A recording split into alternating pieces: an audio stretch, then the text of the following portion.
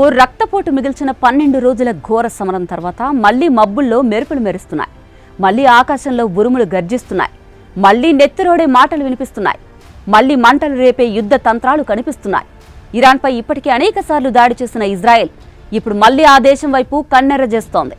మృత్యువుతో ముడిపడిన మంత్రాల్లా పాలకుల మాటలు ఇప్పుడు మరో సంక్షోభానికి దారి తీయనున్నాయా అనే అనుమానాలు కలుగుతున్నాయి. ఒకవైపు ఉగ్రమాటలు, మరోవైపు అణుబాంబుల నీడలో మళ్లీ పేలుడు భయాలు. ఇటు ప్రపంచం శాంతిని కోరుకుంటున్న సమయంలో ఇరాన్ మళ్లీ బీభత్సానికి రెడీగా ఉందా?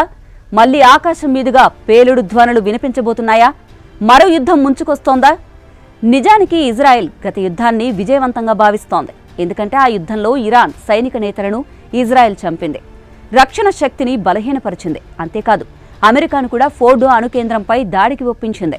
అయితే ఇదంతా సరిపోదట, ఇరాన్ను ఇంకా నాశనం చేయాలట. ఇజ్రాయెల్ ప్రధాని బెంజమిన్ నెతన్యాహు ఆలోచన ఇదే. అంటే మరో దాడి ఎప్పుడైనా జరగవచ్చన్న సంకేతమే. ఇటు ఈసారి జరగనున్న వారిలో ఇజ్రాయెల్ ముందుగా అమెరికా నుంచి పర్మిషన్ తీసుకోకపోతే తిప్పలు తప్పవు. ఎందుకంటే గత యుద్ధంలో ఊహించని స్థాయిలో ఇరాన్ నుంచి ప్రతిఘటన ఎదురైంది. దెబ్బకు ఇజ్రాయెల్ వణికిపోయింది. ఒక దశలో యుద్ధం ఇరాన్ పైచేయి సాధించింది.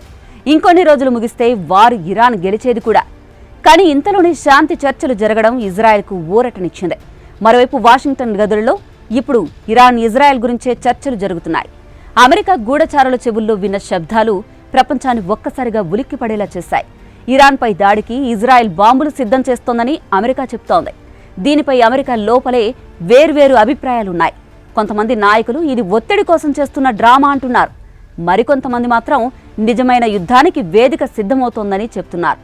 అటు ఇరాన్ కూడా ఇప్పటికీ చాలా నష్టపోయి ఉంది.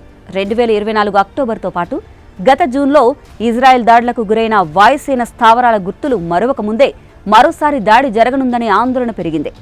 నాటి ఘటనలో ఇరాన్ రహస్య మిస్సైల్ ఫ్యాక్టరీలు కూలిపోవడంతో వందలాది ఇంజనీర్లు ఒక్కసారిగా నిరుద్యోగులయ్యారు. నగరాల మీదుగా శబ్దం లేని డ్రోన్లే తిరుగుతున్నాయి. కానీ ప్రజల గుండెల్లో మాత్రం ఒక శబ్దం మారుమోగుతోంది.